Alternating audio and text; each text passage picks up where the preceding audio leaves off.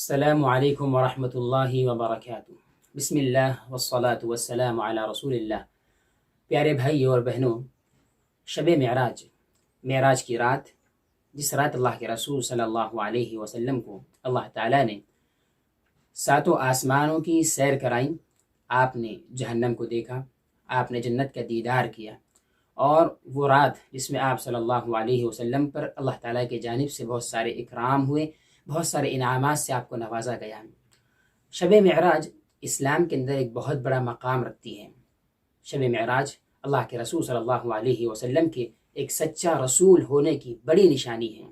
اللہ تعالیٰ نے اللہ کے رسول صلی اللہ علیہ وسلم کی اس رات میں بہت زیادہ اکرام آپ کا فرمایا، اور اللہ تعالیٰ نے فرشتوں کے ذریعے سے آپ صلی اللہ علیہ وسلم کو آسمان دنیا پر بلایا، اور براق سواری سے آپ صلی اللہ علیہ وسلم بہت ہی کم عرصے میں، بہت ہی کم وقت میں ساتوں آسمانوں کی سیر آپ نے کر لی۔ یہ ایک بہت بڑا اللہ کے رسول صلی اللہ علیہ وسلم کا معجزہ تھا، جو آپ صلی اللہ علیہ وسلم کے ایک سچے رسول ہونے کی بہت بڑی دلیل تھی۔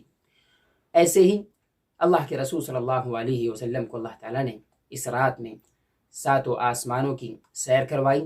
اسی رات میں آپ صلی اللہ علیہ وسلم کو نماز کی طرح ایک عظیم عبادت کا تحفہ آپ کی امت کے لیے دیا گیا، اور اس رات اللہ کے رسول صلی اللہ علیہ وسلم پر بہت زیادہ اور بھی اکرام ہوئے۔ لیکن یہاں پر پیارے بھائیوں اور بہنوں، کچھ سوالات کھڑے ہوتے ہیں۔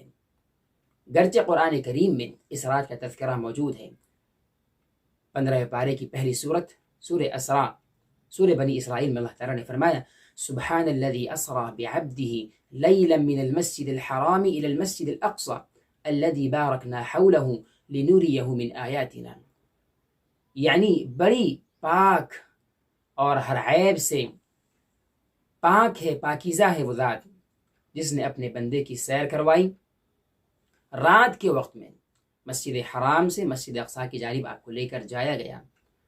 الذی بارکنا حولہ، جس کے ارد گرد، یعنی مسجد اقصی جس کے ارد گرد خوب برکتیں ڈالی گئیں، تاکہ ہم اس بندے کو ہمارے نشانیاں اور ہماری جو ہے تو آیات بینات دکھائیں۔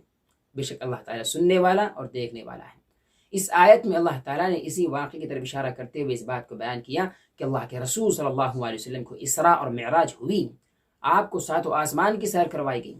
سب سے پہلا سوال یہاں پر یہ پیدا ہوتا ہے کہ کیا اللہ کے رسول صلی اللہ علیہ وسلم نے یہ جو سیر کی ہے شب معراج کے موقع پر ساتوں آسمانوں کی، اور آپ کو نمازوں کا تحفہ جہاں پر ملا، کیا آپ نے وہ سیر خواب میں کیا ہے، یا آپ صلی اللہ علیہ وسلم نے وہ سیر اپنے جسم کے ساتھ میں اور اپنی روح کے ساتھ میں جا کر کیا؟ اس کا جواب یہ ہے کہ آپ صلی اللہ علیہ وسلم کو یہ معجزہ خواب میں پیش نہیں آیا، بلکہ آپ صلی اللہ علیہ وسلم کے ساتھ میں یہ معجزہ بالکل حقیقت کے ساتھ میں آپ کی آنکھیں کھلیں، آپ اپنے جسم اور روح کے ساتھ میں ساتوں آسمان کی سیر کر کے آئیں۔ یعنی معراج کا واقعہ ایک ایسی حقیقت ہے جس کا خواب سے کوئی تعلق نہیں ہے۔ ایسے ہی ایک سوال یہ پیدا ہوتا ہے کہ کیا معراج کی کوئی تاریخ شریعت کے اندر، حدیث کے اندر یا تاریخ میں آئی ہے؟ یہاں پر اس سوال کا جواب میں دے رہا ہوں، اس کو یاد رکھیں میرے پیارے بھائیوں اور بہنوں، کہ شب معراج کی کوئی تاریخ ہمیں دین اسلام کھل کر نہیں بتاتا ہے۔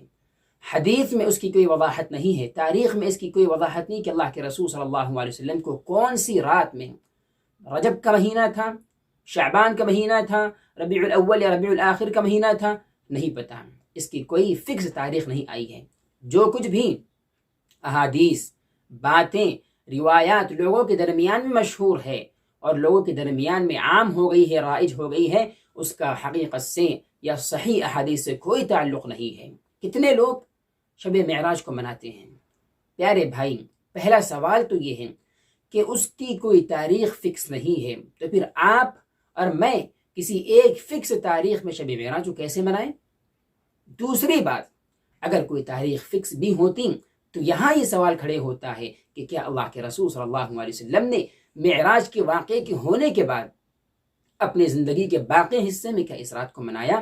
خصوصی عبادات کی آپ نے تاکید کی یا حکم دیا، یا آپ نے خود منایا؟ دوسرے درجے پر کیا صحابہ نے منایا؟ کیا تابعین نے یا ائمہ اربعہ نے منایا؟ ہرگز نہیں منایا۔ تو پھر ہم اور آپ کون ہوتے ہیں اس کو منانے والے، دین میں نئی چیز پیدا کرنے والے؟ ہرگز نہیں۔ ایسے ہی ایک چیز یہ کہ یہ دراصل کوئی شب معراج نہیں بلکہ شب بدعت ہے۔ لوگوں نے دراصل ایک بدعت اپنی جانب سے بنا لی ہے اور اس کو مناتے ہیں۔ ہوتا کیا ہے، بہت سارے لوگ اس رات کے اندر صلاۃ التسبیح کا اہتمام کرتے ہیں، بہت سارے لوگ قضائے عمری کا اہتمام کرتے ہیں، یعنی جو زندگی بھر کی نمازیں چھوٹ گئی ہیں ان کو آج رات میں پڑھنے کی کوشش کرتے ہیں۔ یعنی زندگی بھر آدمی نماز چھوڑیں اور کیسے ممکن ہے کہ ایک رات کے اندر ساری نمازیں مکمل کر لے؟ ہرگز نہیں ہے، دھوکہ ہے شیطان کی طرف سے۔ یہ لوگوں کی بنائی ہوئی اپنے ذہن کی پیدا کردہ باتیں ہیں، من گھڑت چیزیں ہیں، جس کے پیچھے ساری امت کا ایک بڑا طبقہ لگ چکا ہے۔ جبکہ اس رات کے متعلق جو لوگوں کے پاس واہیات عقائد ہیں، جو واہیات لوگوں نے اس کو منانے کا طریقہ بنا لیا، اس کو رواج بنا لیا، اس کے متعلق تو بڑے بڑے اداروں کے فتوے آئے ہیں کہ یہ بدعت ہے۔ خاص طور پر ہمارے اس شہر کی یا ملک کی بڑی عظیم دینی درسگاہ دارالعلوم دیوبند، ان کے پاس سے بھی فتویٰ آیا ہے کہ اس رات کو خصوصی طور پر منانا یہ صحیح نہیں، یہ بدعت ہے۔ اس لیے کہ جو کچھ احادیث اس کے سلسلے میں آئی ہوئی ہے اس رات کو لے کر، اس کا کوئی ثبوت نہیں ہے صحیح احادیث کے اندر۔ یہ دارالعلوم دیوبند کا فتویٰ ہے، لہٰذا ہم اور آپ کون ہوتے ہیں اس کو منانے والے؟ ہمارے بہت سارے دیوبندی بھائی یا احناف کے اندر بہت سارے لوگ بھی اس کو منانے کا اہتمام کرتے ہیں، ان کو بھی اس سے گریز کرنا چاہیے۔ ایسے ہی لوگ کہتے ہیں کہ اس رات کے اندر پورے جو ہے اعمال پیش ہوتے ہیں اللہ تعالیٰ کے سامنے، یا یہ کہ اس رات میں لوگوں کے اعمال کیا ہے لکھے جاتے ہیں، تو یہ بات بھی کیا ہے من گڑت ہے۔ اس کے متعلق کوئی قرآن کے اندر دلیل نہیں ہے، نہ ہی احادیث کے اندر اللہ کے رسول صلی اللہ علیہ وسلم نے ایسی بات کہی ہے کہ اس رات میں جو ہے اللہ کے حضور یا اللہ کی درگاہ، اللہ کے دربار میں جو ہے لوگوں کے اعمال پیش ہوتے ہیں۔ تو یہ بھی کہنا کہ اس رات کے اندر یا اس شب کے اندر لوگوں کے تمام اعمال کو اللہ تعالیٰ کے حضور پیش کیا جاتا ہے، یہ بھی غلط بات ہے۔ بہت سارے لوگ اس رات میں مغرب کی نماز کے آنے سے پہلے نہانے دھونے کا انتظام کرتے ہیں اور خاص طور پر پاکیزی کا اہتمام کرتے ہیں۔ میرے بھائی، دین اسلام تو ہم کو ہر روز پاکیزی کا اہتمام کرنے کا طریقہ سکھاتا ہے۔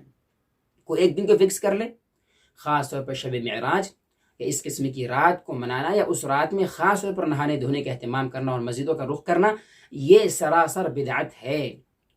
بہت سارے لوگ یہ بھی کہتے ہوئے سنائی دیتے ہیں کہ اگر ہم نے اس کو منا لیا تو برا کیا کیا؟ یقیناً آپ کی بات صحیح ہے کہ آپ نے برا کیا کیا۔ مجھ کو یہ بتائیں کہ اگر یہ کام برا نہیں تھا، نیکی کا تھا، دین کا تھا، تو رسول نے کیوں نہیں کیا؟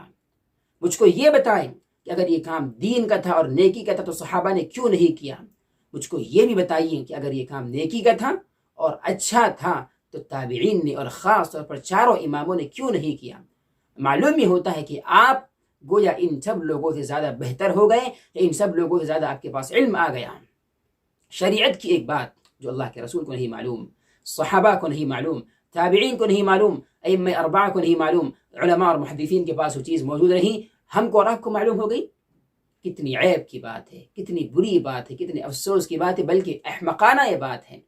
تو اس قسم کی چیزیں جو ہمارے درمیان میں لوگوں، میرے پیارے بھائیوں، رائج ہیں، ان سے ہم اپنے آپ کو دور رکھیں۔ واقعی میں معراج کی رات بہت عظیم رات ہے، اللہ کے رسول کو اس میں بڑا مقام دیا گیا، نماز جیسی عظیم عبادت امت کو دی گئی، اور اللہ کے رسول کے لیے آسمان کے ساتھ دروازوں کو کھولا گیا۔ آپ نے جنت اور جہنم کا دیدار کیا، آپ نے بہت ساری باتیں اس رات کے متعلق لوگوں کو آ کر سنائی، لیکن اس رات کو لے کر عبادتیں منانا، خاص طور پر اس رات میں خصوصی طور پر جاگنا، یہ سب کی سب چیزیں بدعت ہیں۔ کتنے بچے اور جوان اور لوگ جاگتے ہیں اور جاگنے کے نام پر ساری گلیوں میں، روڈوں پر، سڑکوں پر، محلوں میں اور فلاں جگہ پر جو ہے تو وہر نہر مچاتے پھرتے ہیں، فضول حرکتیں کرتے ہیں، گاڑیاں دوڑاتے ہیں، یہ بھی تو عیب کی بات ہے۔ آپ دین سمجھ کر اس کو منانے کی کوشش کر رہے ہیں، جبکہ اس کے منانے میں بھی آپ کے پاس اتنی خرابی موجود ہے۔ تو میرے بھائی، اس قسم کی چیزوں سے ہم پرہیز کریں، اللہ تعالیٰ مجھے اور آپ کو دین کی صحیح سمجھ دے اور اس بات کی کوشش کرے۔ ارباب بن ساریہ کہتے ہیں کہ اللہ کے رسول صلی اللہ علیہ وسلم جب خطبہ ارشاد فرماتے ہیں تو بڑے آپ کی آنکھیں جو ہے تو غصے کے مارے لال لال ہو جاتی ہیں، اور آپ ہر خطبے کے اندر، خطبہ حاجہ کے اندر یہ بات ارشاد فرماتے ہیں کہ ہر بدعت گمراہی ہے، ہر بدعت کا ٹھکانہ جہنم ہے، ہر بدعت گمراہی ہے اور ہر گمراہی آدمی کو جہنم میں لے کر جانے والی ہے۔ تو پیارے بھائیوں، بدعتوں سے گریز کریں۔ بدعت کا معنی یہ ہوتا ہے کہ کسی چیز کو ہم اپنے طور پر دین سمجھ لیں، جبکہ دین میں اس کا کوئی وجود نہیں، قرآن میں اس کے متعلق کوئی وضاحت نہیں، حدیث میں اس کے متعلق کوئی بات نہیں آئی، ہم نے اپنے طور پر گھڑ لیا۔ تو پیارے بھائیوں اور دوستوں اور پیاری بہنوں اور ماؤں اس بات کو ذہن میں رکھیں کہ اپنی طرف سے کسی چیز کو منانا ہرگز جائز نہیں ہے. ہم جو بھی کام کریں، جو بھی عبادت کرنے جائیں، اس بات کو دیکھ لیں کہ اللہ نے قرآن میں بیان کیا، رسول نے حدیث میں بیان کیا، صحابہ نے اس پر عمل کیا کہ نہیں کیا. اگر ایسا ہے کہ ان تینوں جگہ پر وہ چیز ملتی ہے تو ہم اس کو منائیں، ورنہ نہیں. ان اصولوں کو ذہن میں رکھیں. اللہ تعالیٰ مجھے اور آپ کو عمل کی توفیق عطا فرمائے. والسلام علیکم ورحمۃ اللہ وبرکاتہ.